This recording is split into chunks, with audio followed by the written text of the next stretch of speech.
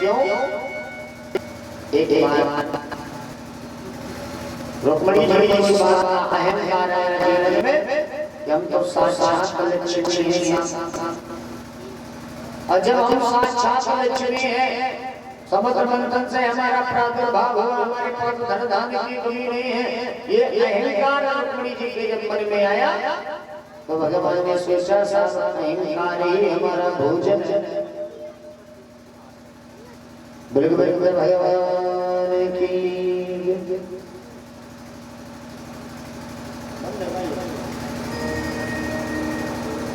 मेरे कृष्ण महाराज की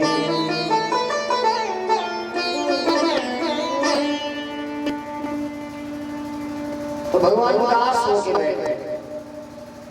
रुक्मिणी जी आई, महाराज जी आज ऐसा कौन सा कारण है जो आप उदास होके बैठे? क्योंकि रुक्मिणी ने इस समय भगवान का बुखार जब देखा तो रुक्मिणी जी जान गई कि महाराज जी के मन में कुछ चिंता है, जिसके कारण महाराज उदास है। जिसमें बात गई तो रुक्मिणी से भगवान कहने लगे, रुक्मिणी एक हमें बात याद आ गई। कहो महाराज। भगवान जी हम मधुवन में जा रहे थे, एक ब्राह्मण मिला, अब उस ब्राह्मण ने कहा कि अपना हाथ दिखाओ। तो देवी रुक्मिणी हमने उसे हाथ दिखाया, और जिस समय हमने उसको हाथ दिखाया उसने हमारे हाथों की रेखा देखी ब्राह्मण ने, तो कहने लगा कृष्ण तेरी तो अल्प आयु है, तेरी अल्प आयु। रुक्मिणी जी पास में आई है, बैठ गई, महाराज अल्प आयु है, अरे उपाय नहीं पूछो। बड़ा उसकी ऐसा बोल रहा है।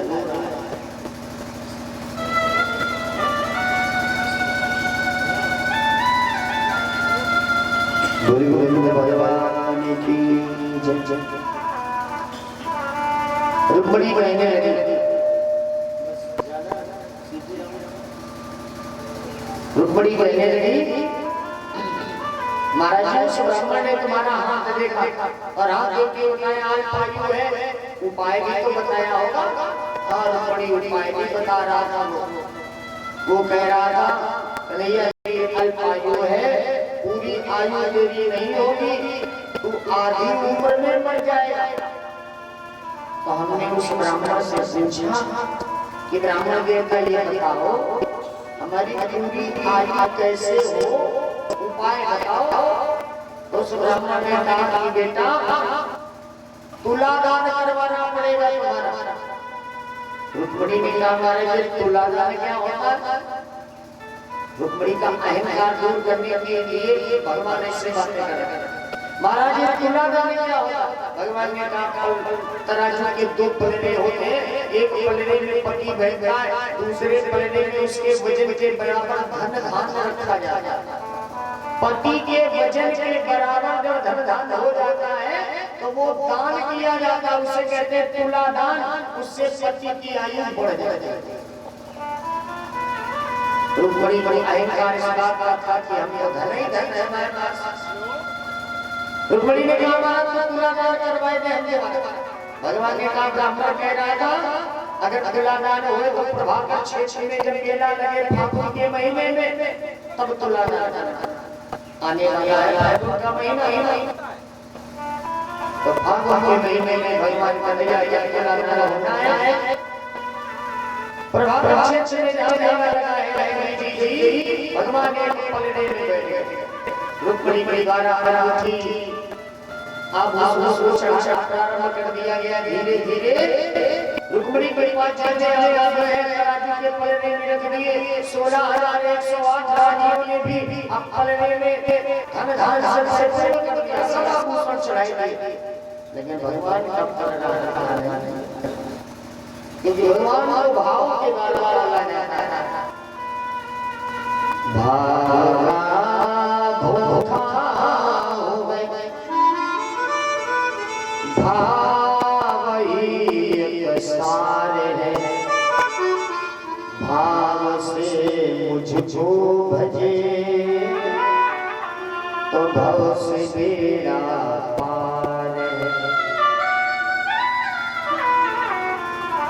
भाव बिन सरस तो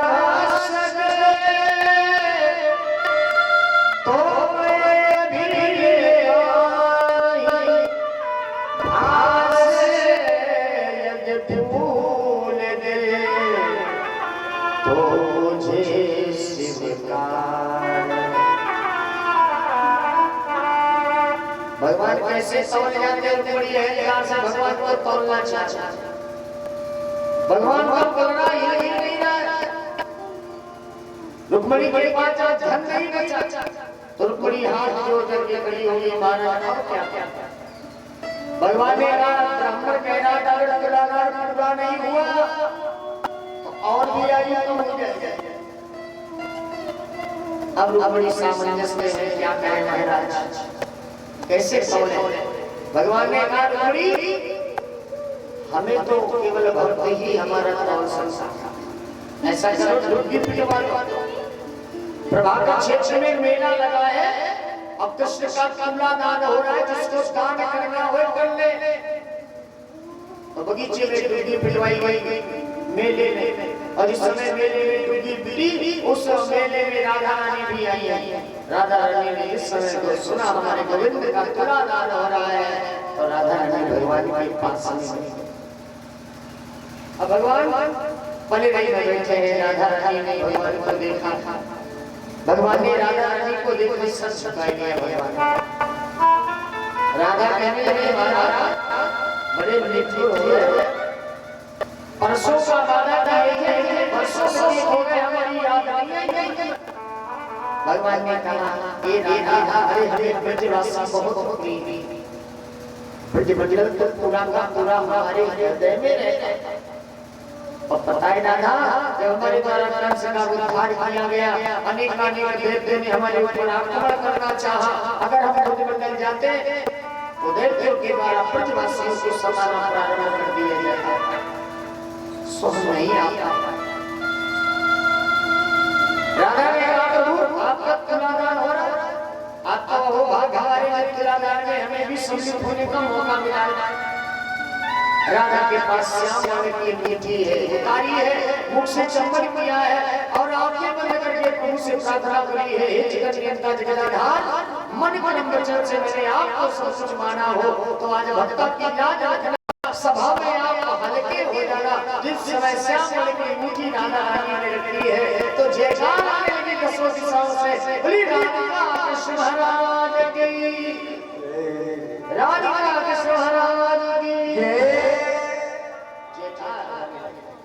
भगवान ने कहा संसार में आज के बाद राधा और कृष्ण की महिमा का वर्णन गाया जाए।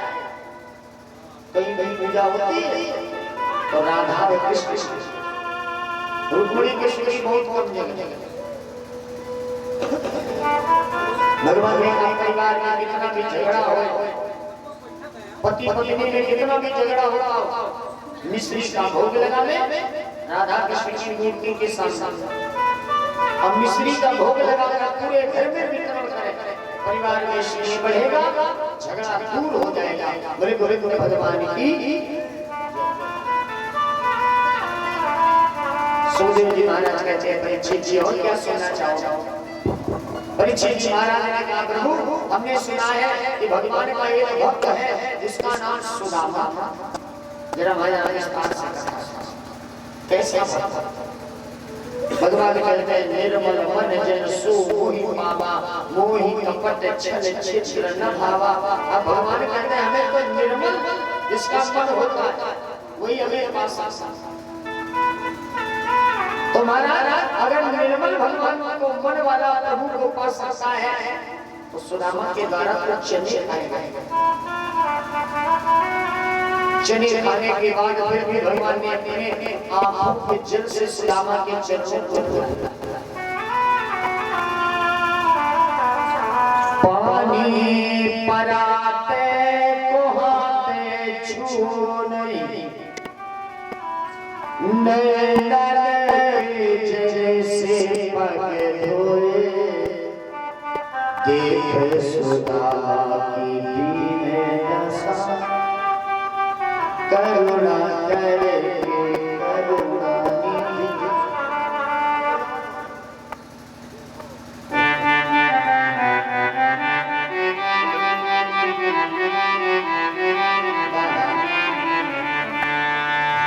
देखे सुधा की दीन दशा करुणा करके करुणा निधि हुए पानी पराते को हाथ छूने नैन की जैसे पग धोए नमस्कृत्या सतभामा से पीतांबर से पग पोंछ रहे हैं बैठा हो मैंने मंदिर में उसका बिठाए सोच रहे हैं।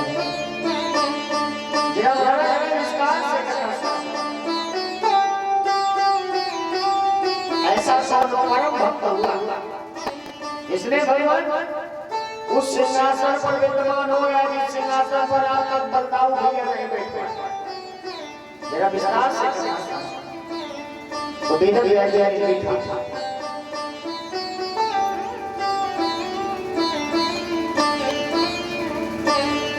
कृष्ण श्यासीत सखा कश्यप ब्राह्मणो ब्रह्मवेत्ता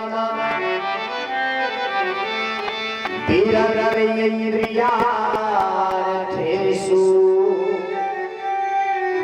प्रसाद आत्मा जितेन्द्रिया।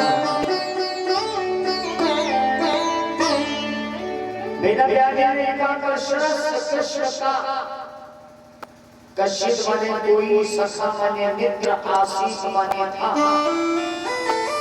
भगवान कन्हैया का कोई मित्र था सुदामा नाम नहीं आया। हमने बताया है कि भागवत के अंतर्गत जीव और ब्रह्म की गाथा गाई गई है। सुदामा वही है सुमाने सुंदर दाम माने रसी जिसने जीवन की बागडोर परमात्मा के हाथ में सौंप दी हो बस वही सुदामा है जिसने अपनी सौंप दी जीवन की यह डोर उलझ भी सकती नहीं पकड़े नंद किशोर। बोले कैसा ब्राह्मण है ब्राह्मणों ब्रह्म विद्वान जिसे ब्रह्म रूपी ज्ञान भी है विरक्त इंद्रियार्थेषु इंद्रियां विरक्त हो चुकी है। 5 कर्मेंद्रियां 5 ज्ञानेंद्रियां एक मन मनीरा जैसा जैसा मन कहता वैसा वैसा बुद्धि भी करती थी तो सात इंद्रियों पर विजय प्राप्त कर चुके हैं ऐसे महान भक्त हैं। भले प्रशांत आत्मा जितेन्द्रिया। महाराज की आत्मा शांत नहीं शांत हो चुकी शायद हाई स्कूल में पढ़ाया गया होगा प्रशांत महासागर में ज्वार भाटा कभी नहीं आया स्थिर रहता है।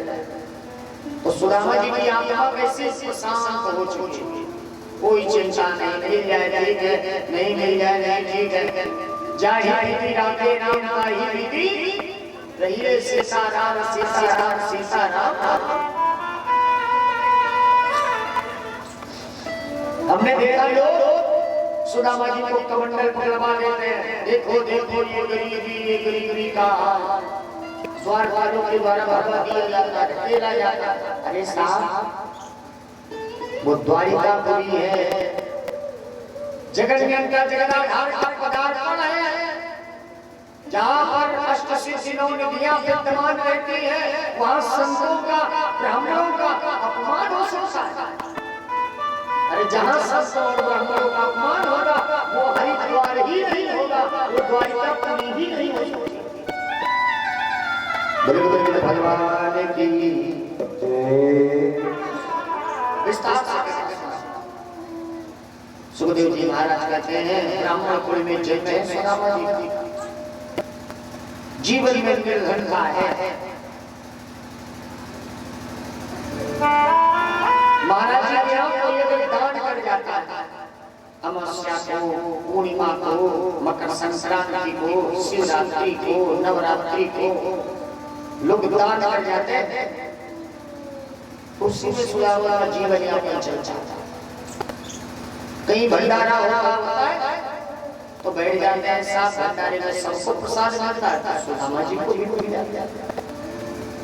बाला अवस्था है, सुदामा जी ने सोचा चलो विद्या अध्ययन करी जाए, तो सुदामा विद्या अध्ययन करने के लिए संदीपन गुरु के आश्रम में जा रहे हैं। बचपना था महाराज जी का, पैर में कांटा लग गया। अब सुदामा जी कांटा निकालने का प्रयास कर रहे हैं, लेकिन निकल नहीं रहा है। देखो उसी रास्ते से भगवान कन्हैया का रथ जा रहा है। भगवान रथ में विराजमान चले जाए, भगवान ने देखा कोई ब्राह्मण बालक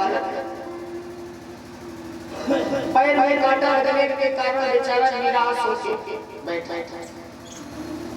भगवान ने सोचा परोपकार आया पापा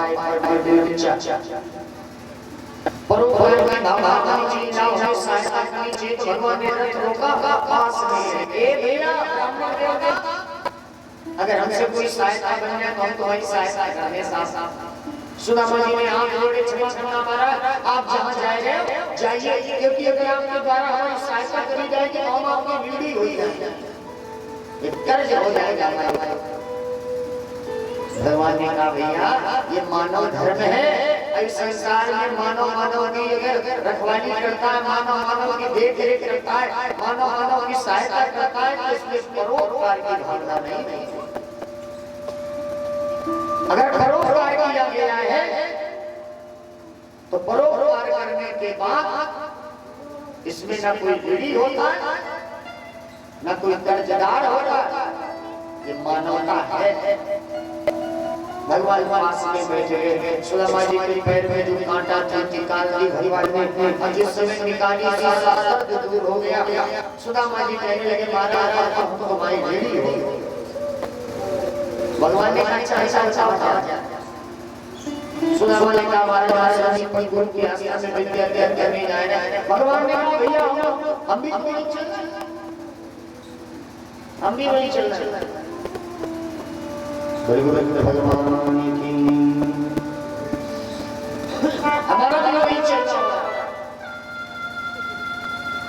संदीपन गुरु के आश्रम में कोई विद्या अध्ययन करने चले हमारा हम भी चले, और जब विद्या अध्ययन करेंगे दोनों लोग गुरु की कृपा से गुरु के आश्रम में, तो हम दोनों मित्रवत रहेंगे, मित्रवत जीवन जिएंगे, तो ना कोई ऋणी होगा और ना कोई किसी का कर्जदार होगा। भगवान ने सुदामा को गले से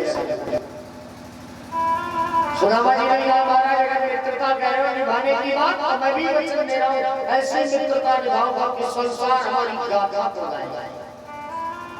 प्रीत करे ऐसी करे जैसे लोटा डुबो,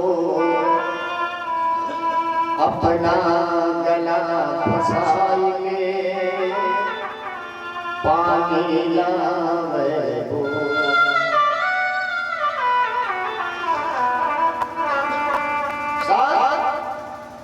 मित्रता ऐसी निभानी है।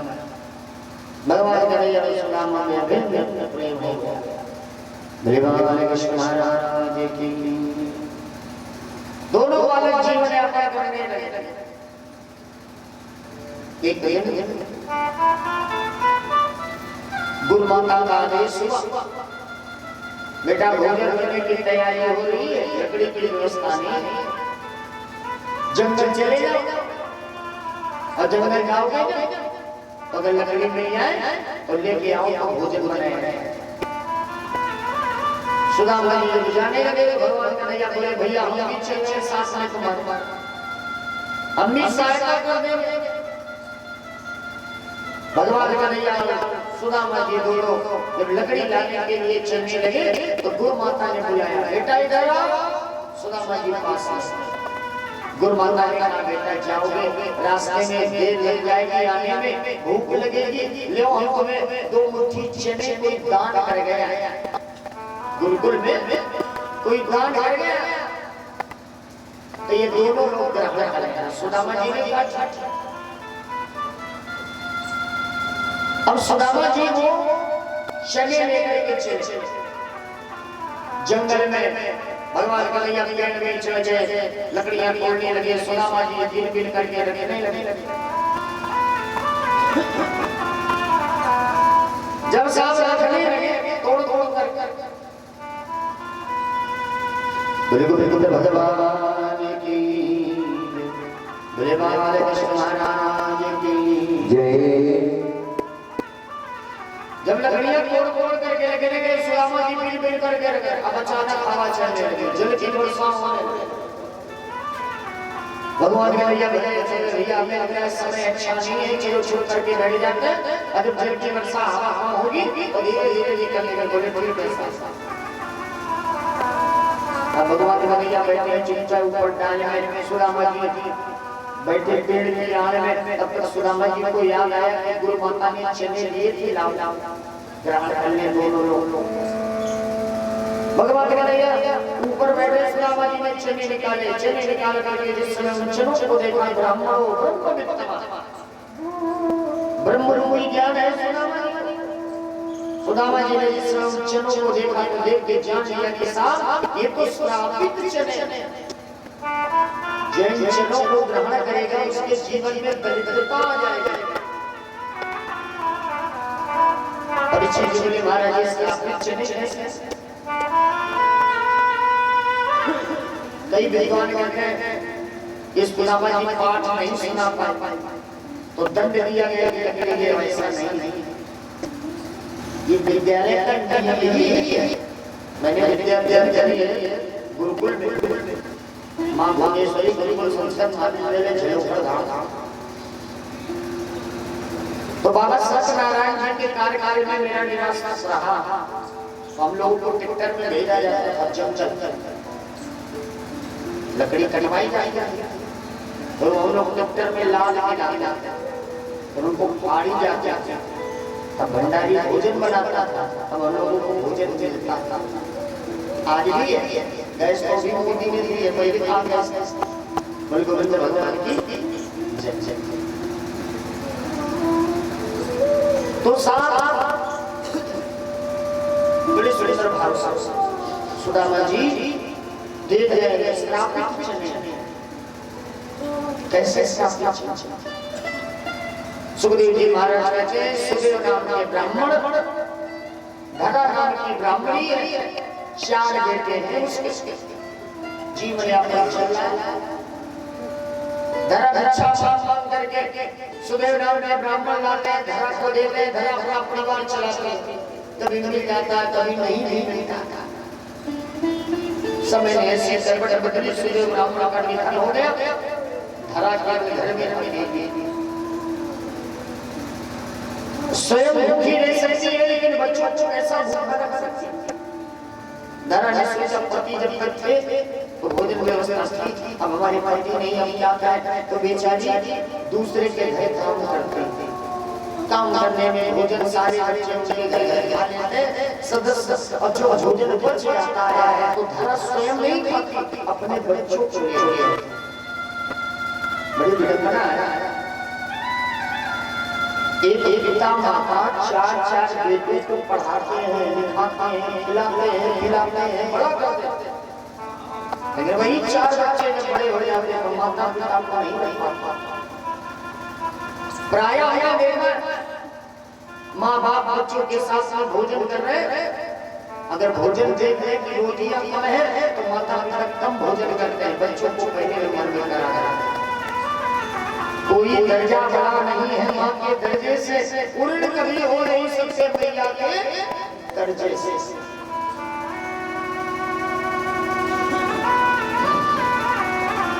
धरा काम करके दूसरे के काम करके बच्चों को खिलाती। एक दिन समय में गड़बड़ स्वास्थ्य गड़बड़ हो गया, घर काम पे नहीं जाता। जब काम पे नहीं जाता तो 2 दिन 3 दिन हो गए, भोजन बच्चों का नहीं आया। बच्चों का जब भोजन नहीं आया तो समस्या बढ़ी। बच्चे बार बार कहने लगे भैया भोजन करा दो, भैया भोजन करा दो। धरा को याद आया कि चलो अरे जिसके घर में काम करते हैं चले जाएंगे, साथ कुछ न कुछ तो बड़े होगा, मिल जाएगा बच्चों को, आज काम चलेगा तो देखते जाएगा। धरा पोटली लेकर के गई।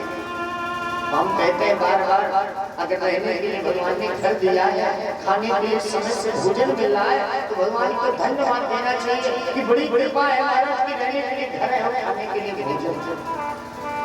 उनसे पूछो दिन भर मेहनत करने के बाद शाम को छोड़ना नहीं लगता महाराज। धरा भूखार से पीड़ित है लेकिन बच्चों के लिए पोटली लेकर के गई। जिस समय दरवाजे जिसके घर में काम करती थी दरवाजे में ताला देखा, बगल वालों से पूछा साहब इनके घर में हम काम करने आते थे, आज ताला लगा है। पड़ोसियों ने कहा 2 दिन से यात्रा में गए हैं, पता नहीं कब आएंगे, ये भी नहीं पता। दादा ने सोचा हमारे बच्चे भूखे मरे हैं। चली आ रही थी, कड़कड़ाती धूप है, चैत वैसाख का महीना है। एक चने का खेत था, जो चने का खेत काटा गया था उनमें कुछ चने पड़े नजर आए। दादा ने सोचा ला यही चने मिल ले, बच्चों का आज भोजन बन जाए। तो धरा को बाहर एक दाना बिन बिन करके 2 मुट्ठी चने कर पाए। बड़ी बड़ी सोच है, आज बच्चों को भोजन मिल जाएगा, काम बन जाएगा, कल देखा जाएगा। आज भोजन मिल जाएगा, कल देखा जाएगा। धरा चली जा रही थी, कुछ चोरी करने के लिए चल।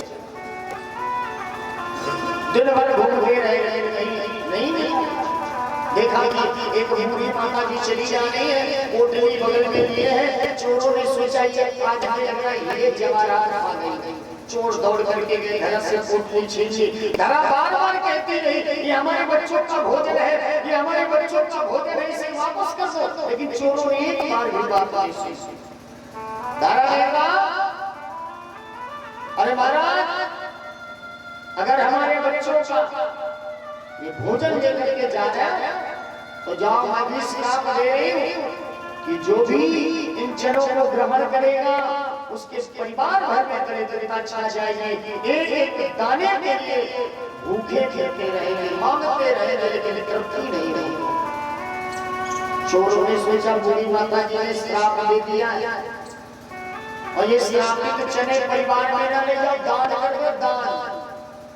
हमने देखा जो नोट कहूं न चले, किसी दुकान में न चले, सबरे दुकानदार मना कर दे भैया ये नोट नहीं चलेगा तो बोले ना भाग में चढ़वा दे।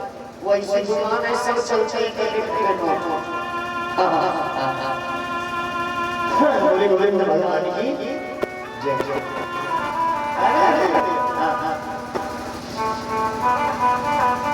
लेकिन साहब हमारे शास्त्र कहते हैं दान उस वस्तु का करना चाहिए जो स्वयं अच्छी लगे, जो स्वयं अच्छी न लगे उस वस्तु का दान नहीं करना चाहिए। क्योंकि हमारे द्वारा जैसा दान किया जाता है वैसा ही फल हमें प्राप्त होगा। भगवान की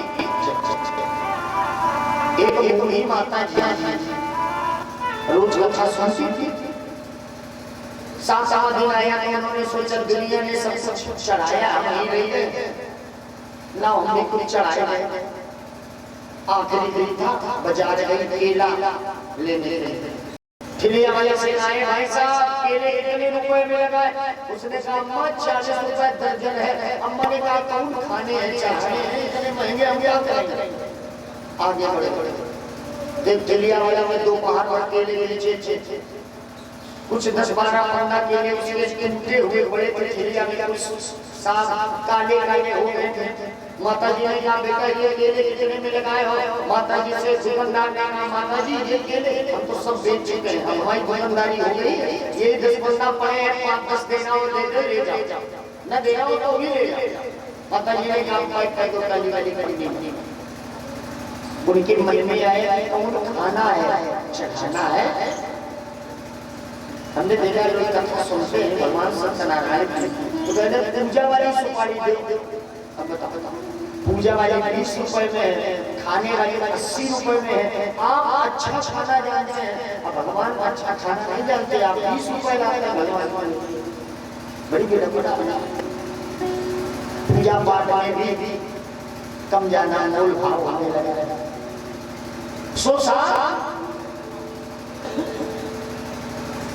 बूढ़ी माता जी की चढ़ाई के प्रसाद वैसे रोज अकेले आती थी। उस दिन बहुरिया बुलाई की कथा सुनने लगी, बैठ गई कथा सुन। जब कथा विराम पंडित जी हाँ बहुरिया को कुछ दे दो, 10-12 साल के बाद हो गए, अभी तक कोई संतान नहीं हुई। की माता जी काली वाली पड़ी नहीं, काली वाली पड़ी खुलवाई गई, उसमें साथ केले काले थे, आते आते थोड़े थोड़े पीले हुए। हमने उसी से निकाला, दे दिया, ले जाओ भाई। बाबा की कृपा हुई तो झोली भरे 2 साल बाद फिर जाना। अब भगवान की ऐसी कृपा कि हम लोग जब नहाने गए तो दरवाजे को नीचे नल लगा था, जो माता जी का लीला चला रहे हैं। हम लोग नहा रहे थे, पंडित जी आप 2 साल पहले आए, हमने कहा अरे पंडित जी आपने फल दिया, हमें बहू के लड़का हुआ, हमें नाती को बड़ा पसंद है, पूरा परिवार खुश है महाराज। हमने कहा आपका सब बाकी हरी हरी कृपा। बोले पंडित जी सब बढ़िया, लेकिन हमारे नाती का कान बहता है। हमने कहा आपका कान तो बहेगा, तुम्हारे केले नहीं बह रहे। अरे जैसा तुमने फल चढ़ाया है तो फल तुम्हें वैसा ही तो मिलेगा। तो हमारे शास्त्र कहते हैं कि दान उस वस्तु का करना चाहिए जो स्वयं अच्छी लगे। अगर स्वयं अच्छी नहीं लगे तो उस वस्तु का दान नहीं करना चाहिए। श्रापित जनों को जिस समय सुदामा जी ने देखा तो सुदामा जी जान गए इन जनों को जो भी खाएगा उसके जीवन में गरीबी आ जाएगी, निर्धनता छा जाएगी। सुदामा जी मन में विचार कर रहे हैं कि हमने संकल्प लिया है, भगवान कन्हैया से ये प्रार्थना करी है, हाथ मिलाया है, पहले से गले मिले हैं कि मित्रता ऐसी निभाएंगे कि संसार हमारी गाथा हो जाएगा। सुदामा जी ने अपने हिस्से के चने खाए। भगवान के हिस्से की जब सुदामा जी चने खाने लगे तो भगवान ने कहा भक्तराज क्या खा रहे हो? तो भगवान ने सुदामा जी कहते हमारा दांत कटा रहे हैं के मारे। तो भगवान की आंखों में आंसू आ गए। भगवान ने कहा भक्तराज आज तुमने ऐसा हमें ऋणी बना दिया है कि हम तुम्हारे ऋण से कभी होने में नहीं हो सकते हैं। सुदामा जी ने भगवान के हिस्से क्यों खाए? सुदामा जी ने सोचा कि जगत का जगदाधार दुनिया को दान करने वाला अगर यही धन हो गया तो संसार में धनवान से मांगेगा। निर्धनता स्वयं स्वीकार करेगा।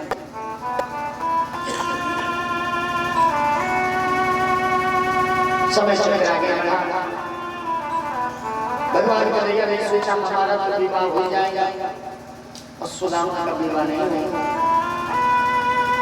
और कल जब इसका विवाह नहीं होगा तो कहेगा महाराज हमने 16,108 कट दिए, हमारे एक करा देते।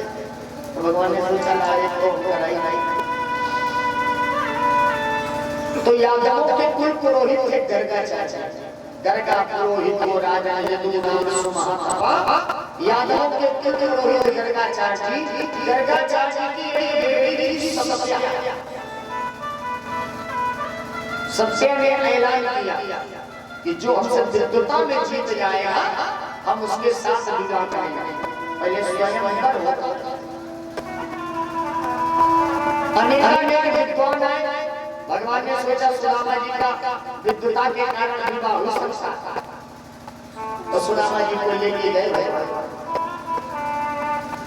सत्या ने इस समय प्रश्न पूछे तो कोई भी माई का लाल उत्तर नहीं दे पाता। सत्या ने कहा बस मैं जाने इस घरा में कोई विद्वान है ही नहीं। तो सुदामा जी खड़े हो गए। हे सत्या हम तुम्हारे प्रश्नों के उत्तर देंगे। सत्या के समस्त प्रश्नों के उत्तर जिस समय सुदामा जी ने दिए तो सत्या माला लेके आए। महाराज हमने आपको पति रूप में प्राप्त किया। सुदामा जी ने कहा देवी हम तुम्हारे साथ विवाह नहीं कर सकते हैं। क्योंकि तुम कहोगे हमें शादी में आओ, तुम कहोगे हमें घुमाने ले चलो, तुम कहोगे हमें रेस्टोरेंट में भोजन कराओ, ये सब नहीं। हमारा तो जीवन निर्धनता से गुजर जाए। सबसे कहा महाराज आप जैसे जीवन व्यतीत कर रहे हैं उसी प्रकार से मैं भी तुम्हारे साथ कंधे से कंधा मिला जीवन यापन करूंगी। कभी भी आपत्ति विपत्ति आएगी तो साथ दूंगी, कभी ये नहीं कहूंगी महाराज हमें सारी नहीं। क्यों? क्योंकि हमने ऐलान किया था कि जो संसार में विद्वान होगा उसके साथ हम विवाह करेंगे। हमें धन से कोई लालच नहीं, वीरता से हमें कोई लालच नहीं, केवल हमारा पति विद्वान होना चाहिए। तो सबसे आगे वो पतिव्रत धर्म बनाया गया है, ऐसी पतिव्रता नारी का धर्म। सुशीला ने पतिव्रत धर्म को एक पथ पर चली है, पति की आज्ञा का पालन किया है, जिसके कारण संसार से सुशीला सुशीला वही है जो पति की सेवा करे, पति की आज्ञा का पालन करे, घर पर रह करके गृहिणी का धर्म निभाए, वही सुशीला है।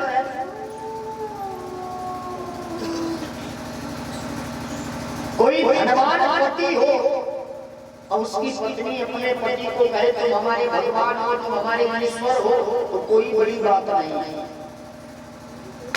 और कोई पति गरीब हो, पत्नी दिन भूखी बनी रहे, वस्त्र की व्यवस्था ना हो, आभूषण की व्यवस्था ना हो, सुख ना हो, और फिर भी वो पत्नी कहे कि हमारा पति भगवान है, हमारा पति ईश्वर है, उसे कहते हैं सुशीला। भगवान की सुशीला धर्म पर चल रही है।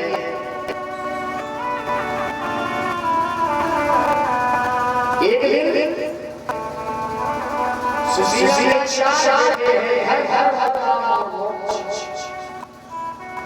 सुशीला ने अपने पति से कहा सुदामा जी से महाराज आज तक तो ये अपने लिए नहीं कहा, लेकिन हमारे बच्चे भूखे हैं, जरा देख लो कहीं भोजन मिले। सुदामा जी कमंडल लेकर के भंडारा चल रहा था, लाइन बैठे बैठे भोजन परोसा गया। जिस समय तोड़ कर सुदामा जी मुख तक ले जा रहे थे तब तक बच्चों की याद आ सोचा अगर हमने भोजन ग्रहण कर लिया तो हमारे बच्चे भूखे बने रहेंगे। तो कौन को बोला था सुदामा जी ने, लेकिन फिर कौन करने लगे और लेके कमंडल घर की ओर चले। रास्ते से एक बेटा 7 दिनों से आवाज लगा रहा था कोई हमें भोजन करा दे, कोई हमें भोजन करा दे, हमारे मरण जाना है। सच्ची चीज कराने की जिस समय आवाज सुनाई गई तो सुदामा जी पास में गए, जाकर के देखा एक बेटा है। उस बेटे से सुदामा जी पूछने लगे बेटा कितने दिनों से भोजन नहीं मिला? उसने कहा 7वां दिन है। भोजन न मिलने के कारण शरीर की शक्ति क्षीण हो गई है, इतनी शक्ति सामर्थ नहीं कि हम खड़े हो जाए। आगे भंडारा चल रहा है, आगे से भंडारा ग्रहण करना है। अगर महाराज दया हो जाए आपके भोजन के लिए तो बहुत बहुत धन्यवाद, बड़ी कृपा होगी आपके ऊपर भगवान की। सुदामा जी ने सोचा हमारे बेटे 3 दिनों से भूखे हैं, अगर 3 दिन भोजन और भी नहीं मिला तो हमारे बच्चे जीवित बने रहेंगे। अगर इस बेटे को हमने आज भोजन नहीं कराया तो ये बेटा मर जाएगा, ये भी इसी बेटे के पिता का नाम है। तो सुदामा जी बैठ गए, जो भोजन अपने बच्चों को लेके जा रहे थे सुदामा जी एक तोड़ करके उस बेटे को कराया। सुशीला दरवाजे पर इंतजार कर रही थी, हमारे स्वामी जी आ रहे होंगे, बच्चों का भोजन आ रहा होगा। और जिस समय सुदामा जी को देखा सुशीला ने दौड़ करके गई, कमंडल को देखा कमंडल खाली है, महाराज क्या भोजन नहीं मिला? सुदामा जी का देवी भोजन तो मिला लेकिन क्या कहते एक बच्चा भूखा था, तड़प रहा था, बार बार भोजन भोजन चिल्ला रहा था। हमने बैठ कर उसे भोजन करा दिया, देवी हमने क्या अपराध किया है? सुशीला जी ने हमारा कोई अपराध नहीं किया। अरे आपका ये सब पिता अगर संसार में होगा तो कभी किसी का बेटा भूखा नहीं रहेगा। सुशीला दौड़ करके गई भगवान के चरणों में गिर गई और भगवान की पुकार लगा दी। बिगड़ गया नसीब मेरा बनाने वाले को ढूंढ दी। नसीब मेरा बनाने वाले को ढूंढ दी। नसीब मेरा बनाने वाले को ढूंढ दी।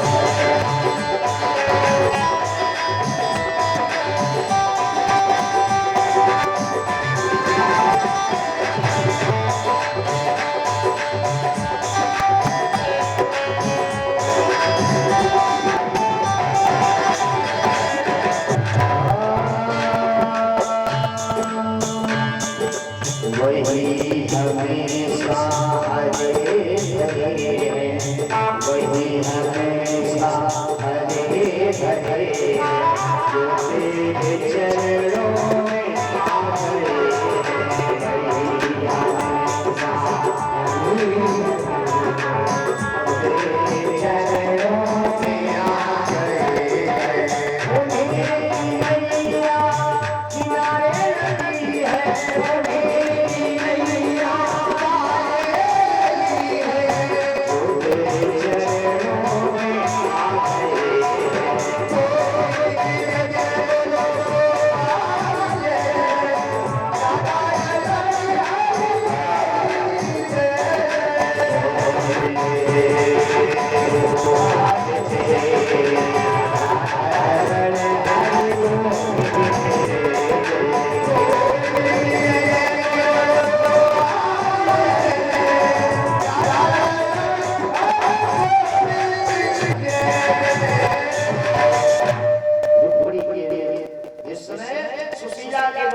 भगवान की पुकार लगाई गई है।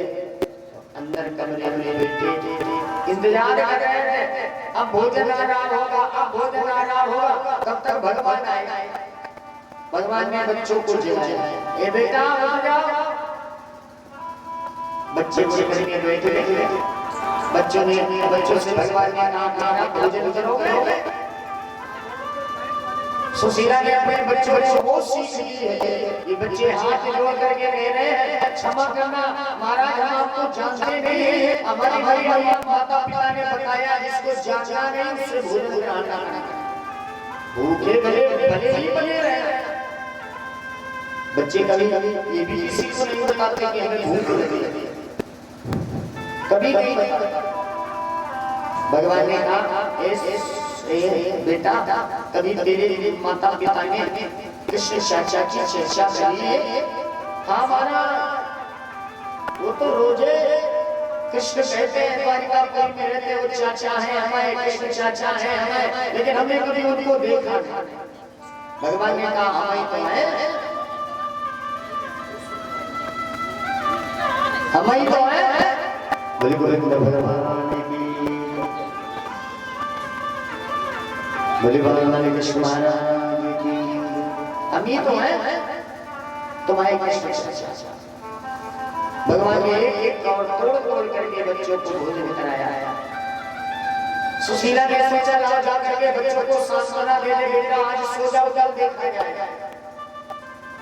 जब सुशीला गया तो बच्चे आराम से खर्राटा मार रहा, बच्चों को जगा के फिर कहने लगी बेटा आज सो जाओ, कल देखा जाएगा। बच्चे कहने लगे ए माता जी, भगवान की कृपा कृष्ण चाचा आए द्वारिकापुरी से, जिन्होंने एक तोड़ करके हम सभी भाइयों को भोजन कराया। चले इस समय सुशीला दौड़ करके गए और स्वामी जी के सुदामा जी के चरणों में गिर पड़ी। महाराज ऐसा कौन सा हमारे द्वारा अपराध हुआ जो कन्हैया आया बच्चों को भोजन करा के हमें दर्शन भी नहीं दिया? चला सुदामा जी बता रहे हैं कि देवी हमारे द्वारा ऐसा अपराध हुआ कि हमारे जीवन में निर्धनता आ गई और देवी में बैठे बैठे यही विचार करता हूँ कि घर के मालिक के द्वारा अपराध होता है तो उसका परिवार, उसका परिणाम पूरे परिवार को भोगना होता है।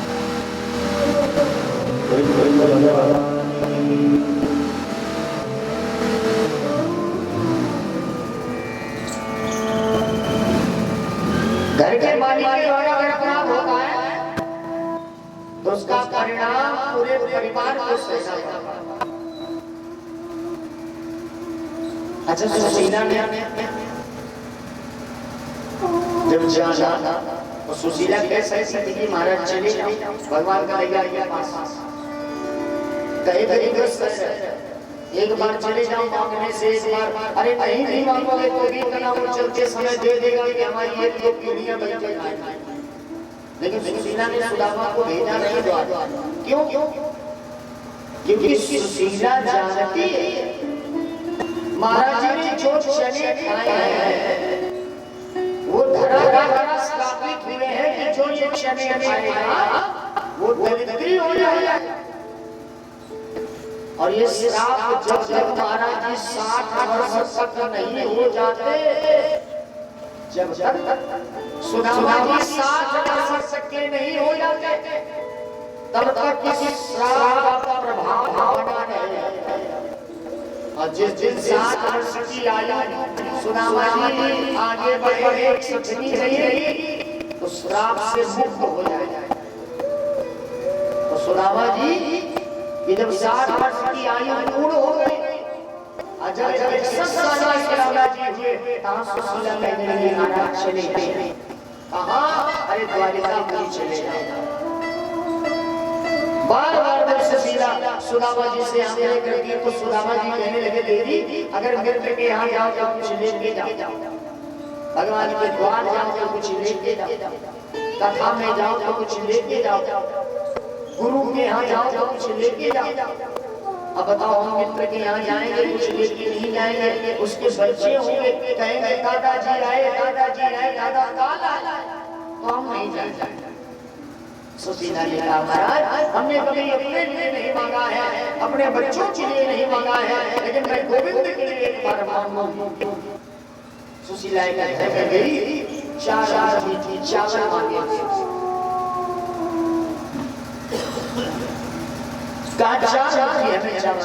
कौन से चावल जो टूटे हुए? सुशीला ने अपनी साड़ी के पल्लू में उन चावलों को बांधा है। सोचा जिस समय इन चावलों को मेरा गोविंद देखेगा तो जान लेगा कि घर की दशा है। चार चावल वाले धर्म काम और मोक्ष। चावल का नाम है अक्षत, जिसकी कभी क्षति नहीं होती है, जो कभी समाप्त नहीं होती। हर एक खाना की कीमती होती है। आप पूजन करने बैठे हैं, आपके पास सेव नहीं है, आपके पास पुष्प नहीं है, आपके पास दक्षिणा नहीं है, आपने उसके बदले में अगर चावल अर्पण कर दिया है तो पूजा पूर्ण मान जाता है।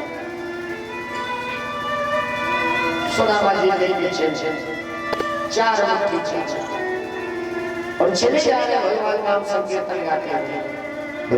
भगवान की ये तो स्वागत की दुनिया है भाई, यहाँ कोई किसी का नहीं है। स्वागत की दुनिया है भाई, यहाँ कोई किसी का नहीं है। ये तो स्वागत की दुनिया है भाई, यहाँ कोई किसी का नहीं है। स्वागत की दुनिया है भाई, कोई किसी का नहीं है। करेंगे कर ले भजन दूरिया, करेंगे कर ले भजन दूरिया, कितने की भरोसा नहीं है। करेंगे कर ले भजन दूरिया, कितने की भरोसा नहीं है।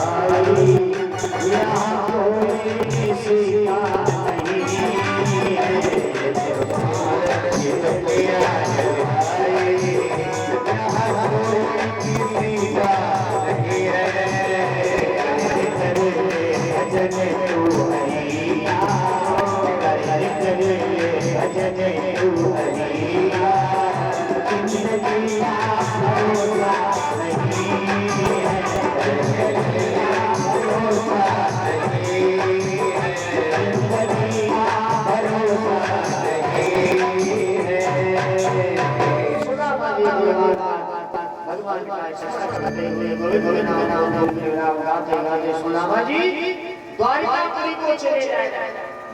चलते चलते रात हो गई। सुदामा जी ने सोचा रात्रि विश्राम करते सुबह होगी फिर चले। अब दिख नहीं रहा। तो सुदामा जी विश्राम करने लगे रात्रि में। भगवान ने सोचा आते आते इसको कई वर्ष लग जाएंगे, तो भगवान ने ऐसी माया करी कि सुदामा जी ने जब आंखें खोली तो अपने आप को समुद्र के किनारे पाया। अरे साहब बहुत अच्छा सा, आगे नहीं बढ़े बढ़े हम तो डूब गई जाते। अब पार होना है क्योंकि उस पार द्वारिकापुरी है। सुदामा जी ने केवट को बुलाया, भैया हमें जरा उस पार कर दो। अब संसार के केवट बिना धन लिए कैसे पार कर दे। और सुदामा जी के पास धन नहीं है, पार भी होना। सुदामा जी ने जितने केवट से कहा सारे केवट लौट गए। महाराज जी कोहनी का समय है, कोहनी कराओ और पार कर। भगवान ने सोचा संसार के केवट से नहीं पार कर पाएंगे, तो भगवान स्वयं केवट बन गए और चले गए। भगवान केवट बने हैं, नाव चलाते चले आ रहे हैं और गुनगुनाते हुए चले आ रहे हैं। राम नाम गंगा सुगम बही जाए, जे मां कोई कोई नहाए, जे मां कोई कोई नहाए। भगवान सुदामा जी ने कहा महाराज कहाँ जा रहे हो? सुदामा जी ने कहा भैया उस पार जाना है। भगवान ने कहा तो फिर बैठ ले, उस पार जाना। बैठा है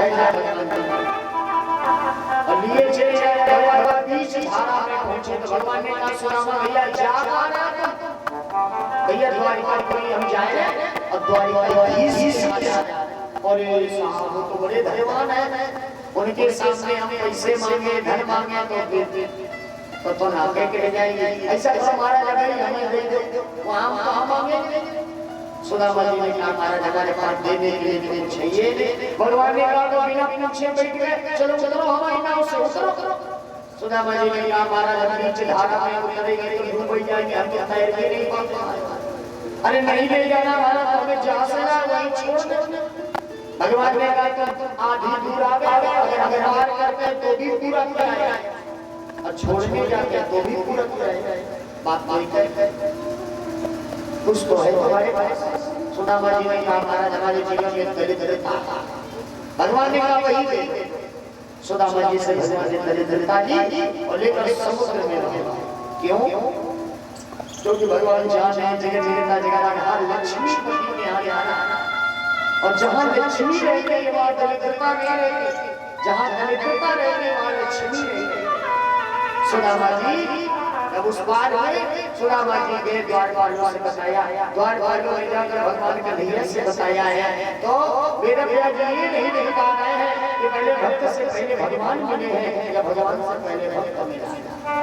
पीता तो कहीं जाना है, खड़ा कहीं जा रही है।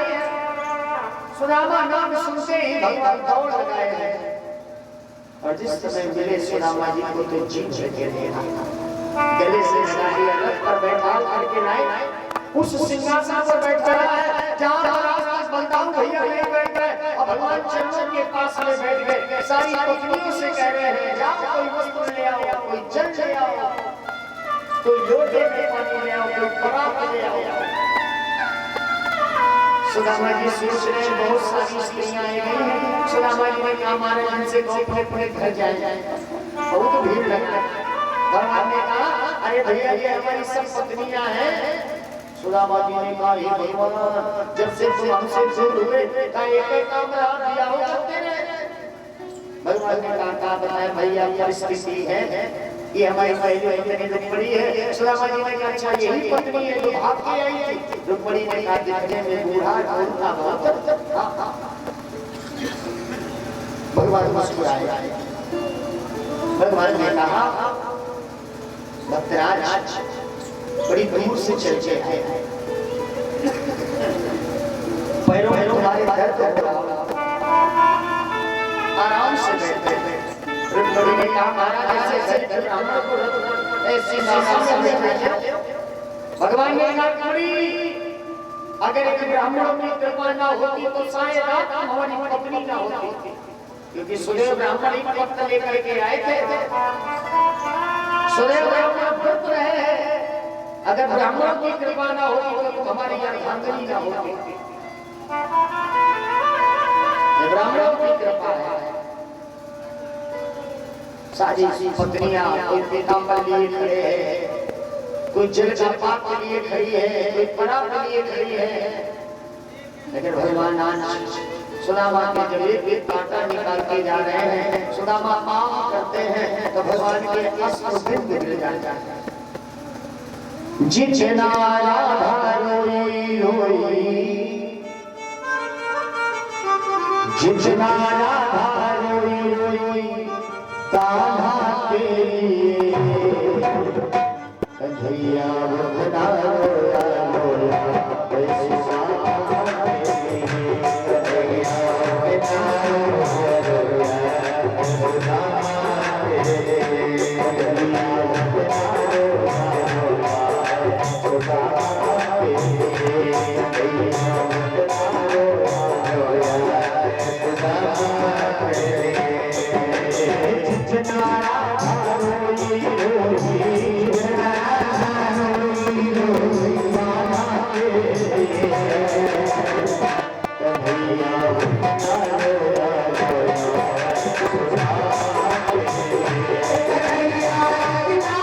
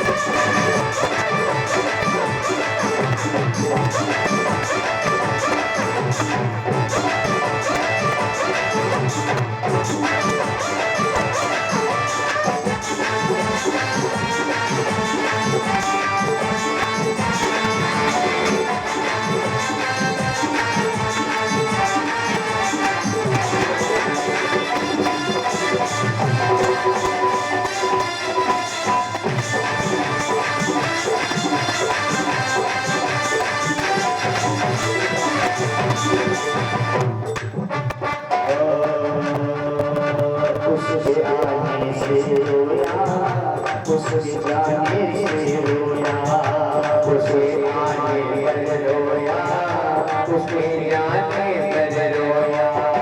ओ गद गद चाल के जाने पर रोया, ओ गद गद चाल के जाने पर रोया। आंसू से भरकाई, आंसू से भरकाई कन्हैया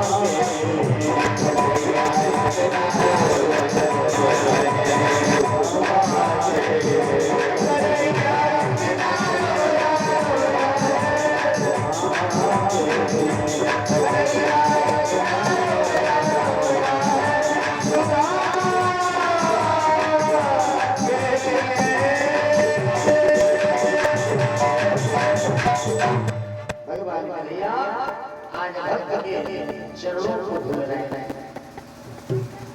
सुदामा जी का हाथ पकड़ करके भगवान लाए पालने में गए। भगवान ने कहा भैया घर से चले थे भागी में जरूर कुछ न कुछ दिया होगा। लेकिन सुदामा जी चावल देना नहीं चाहते क्योंकि भगवान की प्रभुता को देख लिए हैं। सुदामा जी तो देना नहीं चाहते लेकिन भगवान कन्हैया ने जबरदस्ती चावल दे दिए। एक मुट्ठी खाली रुक्मणी खड़ी दे दी, दूसरी मुट्ठी खाली फिर रुक्मणी कुछ नहीं बोले, तीसरी मुट्ठी में हाथ खाने लगे भगवान। तो रुक्मणी ने हाथ पकड़ लिया। महाराज क्या कर रहे हो? ये आपका भक्त नहीं जान रहा है। आपने एक मुट्ठी चावल खाए तो सुदामा पुरी का आपने निर्माण कर दिया। मृत्यु लोक में राजा बना करके रहेगा। दूसरी मुट्ठी आपने चावल खाए तो परम धाम आएगा, सीधे बैकुंठ धाम से मिलेगा। न स्वर्ग जाएगा, न नरक जाएगा, न इंद्र लोक जाएगा, सीधे बैकुंठ। और तीसरी मुट्ठी खा लोगे तो बैकुंठ का ये राजा बन जाएगा। अगर राजा बनेगा तो हम पत्नियों को इसकी सेवा करनी पड़ेगी। भगवान ने कहा यही संसार को बताना चाहता हूँ कि मित्रता कहते किसे हैं? आप होए आप कह दो भैया 2 घंटे के लिए साइकिल दे दो तो दे दे, मोटरसाइकिल दे दो 1 घंटे के लिए तो दे दे। अब आप कह दो अपनी पत्नी दे दो 2 घंटे के लिए तो देगा नहीं देगा। लेकिन भगवान बताना चाहते हैं संसार वासियों को कि हम अपनी पत्नियों को तुम्हारी सेवा में लगा देना चाहते हैं। मित्रता कहते किसे हैं? ये संसार अरे मिट जाते हैं यार यार यार के पीछे, देते हैं लगा घर यार यार के पीछे, देते हैं डाल हाल यार यार के पीछे, और देते हैं गोली मार यार यार के पीछे। भगवान संसार को बताना चाहते हैं मित्रता कहते किसे। 7 दिन तक सुदामा जी जीवे घर के लिए चले तो भगवान ने सुदामा को धन दिया। रास्ते में लेकिन सुदामा जी का चोरों ने धन छीन लिया। सुदामा जी ने सोचा तेरा तुझको वर क्या लागे मेरा पछतावा किस बात का? देने वाले ने दिया है, लेने वाले ने नहीं दिया है। जब उसकी कृपा होगी तभी हमें प्राप्त होगा। सुदामा जी जब आए और साहब देखा साहब सुदामा पुरी का निर्माण हो चुका है। सुशीला सुंदर आभूषण धारण किए हैं, सुंदर साड़ी पहने हैं। सुदामा जी ने सुशीला को देखा, कहने लगे सुदामा जी कहेंगे सुशीला तो हमारी पत्नी नहीं। सुशीला ने कहा महाराज हमारी तुम्हारी पत्नी है। सुदामा जी कहा देवी अब तो हमारी पत्नी नहीं तुम तो माया की पत्नी हो। इनके ऊपर से नीचे तक माया माया झलक रही है, आभूषण सुशोभित हो रहे हैं। हमारी पत्नी की तो सारी फटी थी, निर्धनता थी, तुम माया की पत्नी हो चुकी हो। सुशीला ने सोचा जिस पति की कृपा से आज हमें धन धान्य मिला है, अगर वो हमारा पति ही हमसे दूर हो गया तो हम धन धान्य का क्या करेंगे? तो सुशीला ने क्या क्या दिया?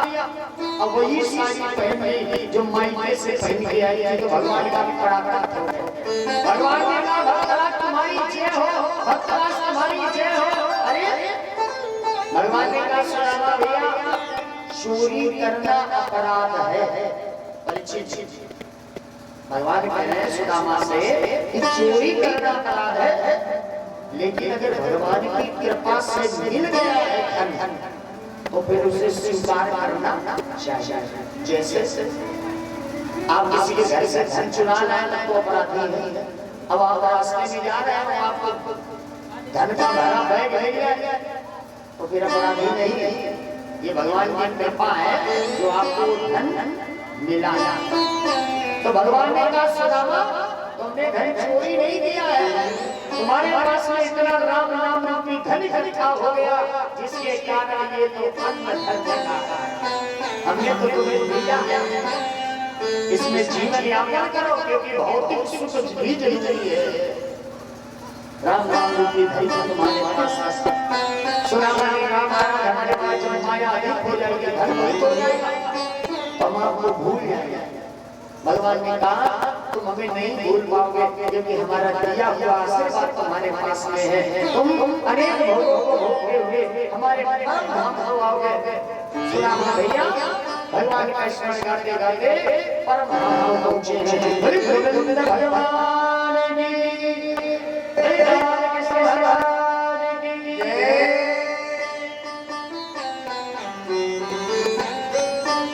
परीक्षित जी महाराज कहते हैं प्रभु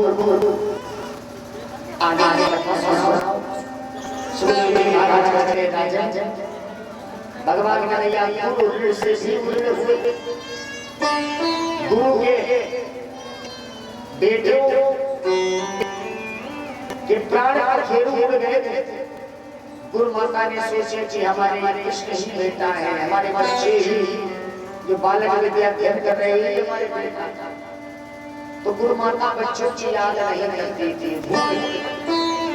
लेकिन भगवान जब गुरु के पास ले गए कि गुरु का क्या है तो गुरु माता ने कहा बेटा तुम चले जाओगे तो हम बेटा किसे कह के बुलाएंगे, तो हमारे बेटे जो मर चुके हैं उनके प्राणों को बचाएंगे। तो भगवान यमराज यमलोक अब गुरु का एक बेटा प्राण वापस लेकर के आए। गुरु का एक बेटा जीवित किया, गुरु ऋण से भगवान मुक्त हो। बोले गोविंद भगवान की जय। सुखदेव जी महाराज कहते हैं कि दिन प्रभाकर क्षेत्र में मेला लगा, भगवान का परिवार बढ़ा, मेले में प्रद्युम्न अनूप साम इत्यादि भगवान का परिवार था। सारे बच्चे बोले अरे मेला देखने चले, सारे बच्चे मेला देखने गए। उस मेले में संत मंडली आई थी, संत मंडली दुर्वासा, अंगिरा, पुलस्त्य, नारद जी ऐसे महान संत आए थे। बच्चे कहने लगे जरा संत को हाथ दिखा, पूछो नौकरी कब लगेगी, विवाह कब होगा। कुछ बच्चे बोले क्या बताएंगे, ये कह रहे 1 साल बाद नौकरी लगेगी, 6 महीने बाद विवाह होगा, दोबारा संत को मिलेंगे नहीं, पता नहीं ये सही का है गलत का है। कुछ ऐसा पूछो जो मालूम पड़े तो आता जाता है। एक ने कहा किया गया, तो दूसरा बोला ऐसा कर भैया कि शाम भैया सबसे छोटे हैं, शाम जामवती भगवान कृष्ण ने भगवान शिव और पार्वती की आराधना करी। तो शिव पार्वती के आशीर्वाद से बेटा हुआ जिसका नाम शांब, शाम माने शिव, अम्बा माने गौरी, दोनों की शक्ति के द्वारा ये बेटा हुआ था जिसका नाम शाम पड़ा था। तो शाम सबसे छोटे थे, बच्चों ने शाम को साड़ी पहनाई, साड़ी पहना दी, पेट में कपड़ा बांध दिया, घूंघट डाल दिया। बच्चे गए संतों के पास, महाराज इनका नाम लज्जावती है, लज्जावती। अब बताओ से लड़का होगा कि लड़की होगी, क्या पैदा होगा। अब दुर्वासा ऋषि जैसे संत बैठे बोले बेटा परिहास ना करो, घर जा। बच्चे कहने हमने समझा दिया, तुमने दाढ़ी लगाई, बाल बढ़ा दिया, लाल कपड़े पहने, आता जाता कुछ नहीं है। जब संतों का परिहास करने लगे बच्चे तो दुर्वासा ऋषि खड़े हो गए, कहा दुष्ट बालकों संतों का परिहास कर रहे हो, अरे लड़का होगा लड़की ये पूछ रहे हो, इससे न लड़का होगा न लड़की, इससे मूसल होगा तुम्हारे परिवार का विनाश।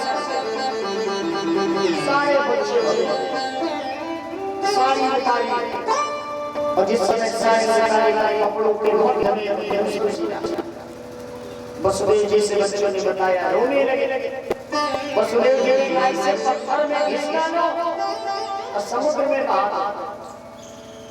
उस मूसल को पत्थर में घिसा गया, चूरन बनाया गया, उसमें एक कील रह गई, कील रह गई, समुद्र में फेंकी गई तो चूरन हवा से किनारे लग गया, पानी मिला, हवा मिली, पानी मिली, जिससे ऐरक नाम की घास उत्पन्न हो गई। देहात में आंधी चिंचार के नाम से जानी जाती है। पानी लुकी हरी है। अब जब कील गिरी उसको राघव नाम की मछली ने ग्रहण किया। एक मछुआरे ने जाल डाला, मछली पकड़ में आई। जब पकड़ में आई, मछुआरे ने उस मछली को काटा तो उसमें वही कील निकली। मछुआरे ने सोचा शिकार करने में बड़ा आराम रहेगा, तो उसने अपनी बाण में वो कील लगा दी और शिकार करने के लिए बोले भगवान की।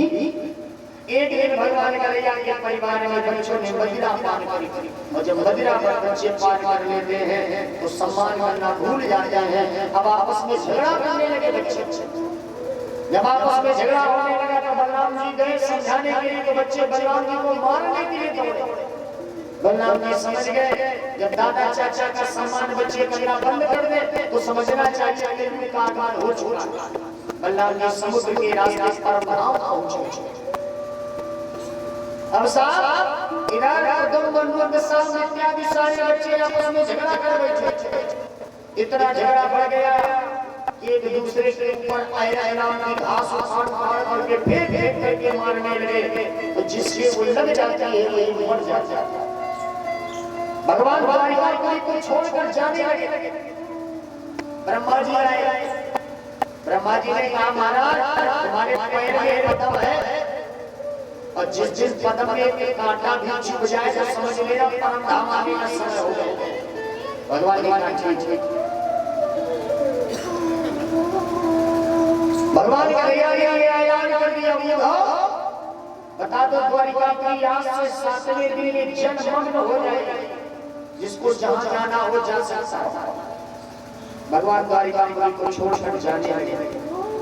भगवान के पैर में पद्म चमक रहा था, चले जा रहे थे। भगवान जल्दी सर पर जड़ की ओर पहलियां शिकार करने के लिए चला। पहली को वो भगवान का कदम चमक रहा था, पहले ने सोचा ये हिरण की आंख है। ऐसा सर्च करके उसने जिस समय बाण चलाया भगवान के पैर में लगा है, पद्म के निशान में लगा, भगवान धराशायी हो गए, गिर पड़े। बोले भगवान की पहले आ गया, जा करके देख रहा है ये तो द्वारिकाधीश है, तो हाथ जोड़ करके कहने लगा महाराज हमारे द्वारा अपराध हो गया, हमने तो हिरण के धोखे मार मारा था, हमें क्षमा कर दीजिए महाराज, आज के बाद ऐसा अपराध कभी नहीं करूंगा। भगवान ने कहा मैं संसार को बताना ये चाहता हूँ कि पूर्व जन्म में तुम पानी थे, हमारे द्वारा बाण तुम्हें छींचे मारा गया था, कारण प्यारा तो तुमने कहा था कि महाराज हमने अपराध नहीं किया, फिर तुम्हारे द्वारा हमें बाण मारा गया है, तो इस बार तुम्हारे द्वारा कोई अपराध नहीं हुआ, तुमने हमें बाण मारा। बात बराबर। भगवान ये बताना चाहते हैं हम स्वयं परमात्मा हैं, लेकिन मनुष्य रूप में आए हैं, अगर हमारे द्वारा भी अपराध किया गया है तो उसका भी परिणाम हमें भोगना पड़ता है। भीष्म पितामह जी आ गए तो बलि गोविंद भगवान की, तो भगवान ये कहते हैं कि हम स्वयं परमात्मा हैं, अगर दोषी हम हैं तो उसका भी फल हमें भोगना पड़ता है। जब भगवान जाने लगे तो उद्धव जी ने कहा महाराज आप चले जाएंगे तो आपकी महिमा का वर्णन कैसे किया जाए। भगवान कहने लगे उद्धव मेरा व्यास के द्वारा 18वां पुराण श्रीमद् भागवत की पावनी कथा का निरूपण लिखा जा रहा, जिसमें एक दो नहीं 18,000 श्लोक गाए गए हैं। उस पावनी कथा का निरूपण जो गाएगा, जो सुनेगा, हम उसकी समस्त कामनाओं को पूरा करेंगे, क्योंकि भागवत में हम साक्षात हमारे प्राण रहेंगे। बोले भगवान की कहते कहते भगवान परम धाम को पधारे हैं। बोले भगवान की, बोले बाल कृष्ण महाराज की जय। आइए दो नाम भगवान का संकीर्तन गाते हो। और इसके आगे की कथा में प्रवेश कर रहे हैं। भगवान की जय, बड़ी बाबा कृष्ण महाराज की। कब आओगे मुरली माने, कब आओगे मुरली जुलाने, कब आओगे मुरली जुलाने, कब आओगे मुरली जुलाने, कब आओगे मुरली माने, कब आओगे मुरली जुलाने। अरे तू नहीं आया, आ गए सारे, कब आओगे मुरली जुलाने, कब आओगे मुरली जुलाने, कब आओगे मुरली जुलाने, कब आओगे मुरली जुलाने। फूल द्वारा कैसे तेरा पहुँच गई, सब मेरे से मेरा। फूल द्वारा कैसे तेरा पहुँच गई, सब मेरे से मेरा। फूल द्वारा कैसे तेरा पहुँच गई, सब मेरे से मेरा।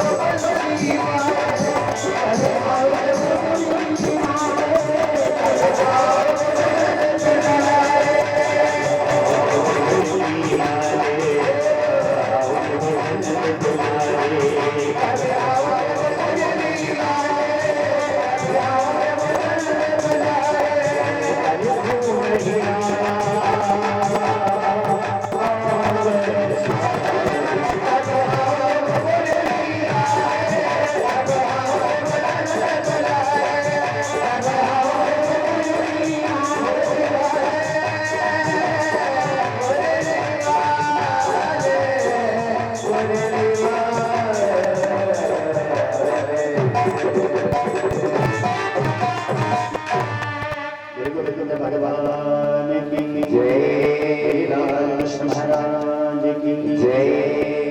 सुखदेव जी महाराज परीक्षित जी महाराज को पापी कथा संस्वादन करा रहे हैं। परीक्षित जी ने साप्ताहिक ज्ञान चर्चा की 10 करी कथा ज्ञान गंगा में गोते लगाए। परीक्षित जी ने कथा का स्नान कर लिया था, जिसके कारण परीक्षित जी का शरीर बच्चे का हो गया, पूरा शरीर बच्चे का हो गया था परीक्षित जी। लेकिन एक जगह परीक्षित जी को शंका हुई, इसके कारण परीक्षित जी ने नाक सिकोड़ी और नाक का अग्रभाग वज्र का नहीं हो पाया। नहीं परीक्षित जी मरते नहीं, क्योंकि कथा सुनने से शरीर वज्र होने के कारण अब सर्प काटेगा और संतों का श्राप भी मिथ्या नहीं होना। तो परीक्षित को भगवान की कथा की शंका हुई तो नाक सिकोड़ी तो नाक का अग्रभाग वज्र का नहीं हो पाया। एक दिन माली फूल लाया, उसी में छोटा सा रूप को बनाए पुष्प में तक्षक नाग बैठा था। परीक्षित जी ने जिस समय उस पुष्प को सूंघना चाहा तो तक्षक नाग को मिला मौका। परीक्षित जी के नाक के अंतर्भाग में जिस समय डसा है तो तेन सानिध्यनम गता गोविंदाय नमो नमः। भगवान का विमान आया है। परीक्षित जी ने कथा रसपान करी है तो भगवान का विमान आया। विमान में परीक्षित जी बैठ के जब जाने लगे तो परीक्षित जी ने जयकार लगाई है, बोले श्रीमद् भागवत महापुराण की जय। जन्मेजय परीक्षित जी का बेटा। जन्मेजय ने कहा अगर तक्षक नाग ना होता तो हमारे पिता की मृत्यु ना होती। सर्वश्रेष्ठ यज्ञ करवा दो, जितने सांप आए करिया पर जितिया सब पड़े। तो साहब जन्मेजय ने सर्वश्रेष्ठ यज्ञ करवा दिया। ब्राह्मणों ने जिस समय आहुतियां मंत्र पढ़ना प्रारंभ किया तो सारे सर्प हवन कुंड में आके भस्म होने लगे। जन्मेजय ने कहा ब्राह्मणों से, महाराज ऐसा कोई मंत्र नहीं है कि तक्षक नाग भस्म हो। ब्राह्मणों ने कहा मंत्र है, लेकिन महाराज इंद्र के सिंहासन में निपट कर छक्कर बैठा। जन्मेजय ने कहा ब्राह्मणों में ऐसा मंत्र पढ़ो जिससे सिंहासन सही चला जाए। ब्राह्मणों ने जिस समय मंत्र पढ़ना प्रारंभ किया तो तक्षक नाग ने सिंहासन में लिटाया तो मयूर सिंहासन सही चला। ब्रह्मा जी का सिंहासन मिला। ब्रह्मा जी ने सोचा 84 लाख योनियों में अगर एक योनि कम हो जाएगी तो प्रकृति की प्रधानता में परिवर्तन आ जाएगा। ब्रह्मा जी ने आस्तिक मुनि को भेजा, जाओ जन्मेजय छत्री बालक है, यज्ञ कर रहा है, यज्ञ में गाय गंगा गीता गायत्री ब्राह्मणों की सेवा संतों की सेवा जो मांगने आवे उसको दो। यही यज्ञ वास्तविक मुनि गए, राजन यज्ञ कर रहे हो इस ब्राह्मण को कुछ मिलेगा। जन्मेजय ने कहा हमारा जो मांगना हो सो मांगे। तो वास्तविक मुनि ने कहा यही आहुति दे लो जो भस्म होने जा रहे हैं। जन्मेजय ने कहा महाराज ये न मानो हमारा शत्रु है, इसने हमारे पिता को डसा है, अगर ये ना होता तो हमारे पिता मरते नहीं। तो वास्तविक मुनि मुस्कुराए, बेटा ये मूर्ख लोग है, इस मूर्ख लोग में जो आया है उसको एक न एक दिन जाना है। कोई संडे वाले दिन आ रहा है, छठी वाले कोई मंडे वाले दिन आ रहा है, सबको जाना है। कोई सुबह जाएगा तो कोई शाम को जाना सबको। क्षण क्षण पर चंचल की कलिका कल प्रात को जाने खिली नखरी। आस्तिक मुनि जन्मेजय को बताने लगे, बेटा मृत्यु देवी को जब भगवान ने भेजा कि मृत्यु देवी तुम मृत्यु लोक में निवास स्थान बनाओ, तो मृत्यु देवी ने कहा महाराज हम जाएंगे तो हमारी को लोग बदनामी करेंगे। यही कहेंगे मृत्यु देवी ना तो भला आदमी न मरता। तो भगवान ने कहा आज के बाद मृत्यु देवी तेरा नाम ही नहीं जाएगा। और मृत्यु देवी का कभी कोई नाम लेता ये कहता है एक्सीडेंट हो गया तो मर गए, अटैक पड़ गया तो मर गए, शुगर बढ़ गया तो मर गए, कैंसर लग गई तो मर गए। मृत्यु का नाम नहीं लेते, लेकिन मृत्यु देवी आती है। बिल्कुल भगवान जन्मेजय ने कहा महाराज जी सच बोले। आस्तिक मुनि ने कहा बेटा तुम्हारे पिता को परम धाम मिला है, देखो ने भागवतामृत का पान किया है, और जो भागवतामृत का पान करता है तो आवागमन के चक्कर से मुक्त हो जाता है, उन्हें परम धाम मिला है। अब आज के बाद किसी के घर में सर्प आते हो, बिच्छू का भय हो, जहरीले जंतुओं का भय हो तो जय जन्मेजय लिखकर अगर मुख्य दरवाजे पर हम टांग लेते हैं तो उस घर में कभी सर्प नहीं आते, बिच्छू नहीं आते, विषैले जीव जंतु नहीं आते, केवल जय जन्मेजय जय के टांग देंगे। बोले बोले तो भगवान की। सुखदेव जी महाराज ने परीक्षित जी को कथा का स्मरण कराया। सूत जी महाराज ने 88,000 ऋषियों को कथा का स्मरण कराया। मैं विशारद के पावन तीर्थ में सनत कुमारों के द्वारा नारद जी को कथा का स्मरण कराया। हमारे द्वारा आप लोगों को कथा का स्मरण कराया। जो भी विद्वानों के द्वारा माता पिता के आशीर्वाद के द्वारा हमने विद्या अध्ययन करी, ज्ञान अर्जित किया, वो हमें आप तक पहुंचाया। हमारे द्वारा हमारे साथियों के द्वारा कोई गलती हुई हो तो क्षमा और व्यास देव से आशीर्वाद है। सर्वे भवन्तु सुखिनः, सर्वे सन्तु निरामया, सर्वे भद्राणि पश्यन्तु मा कश्चित् दुःखभाग् भवेत्। बिल्कुल भगवान की। आइए हमें गुरुदेव के द्वारा कुछ मार्गदर्शन आप लोग सुने। इसके बाद व्यास पूजन कर्म से हमारे परीक्षित जी के द्वारा व्यास पूजन, कलाकारों का पूजन, इसके बाद अन्य भक्तों के द्वारा भी पूजन, तत्पश्चात भजन के बाद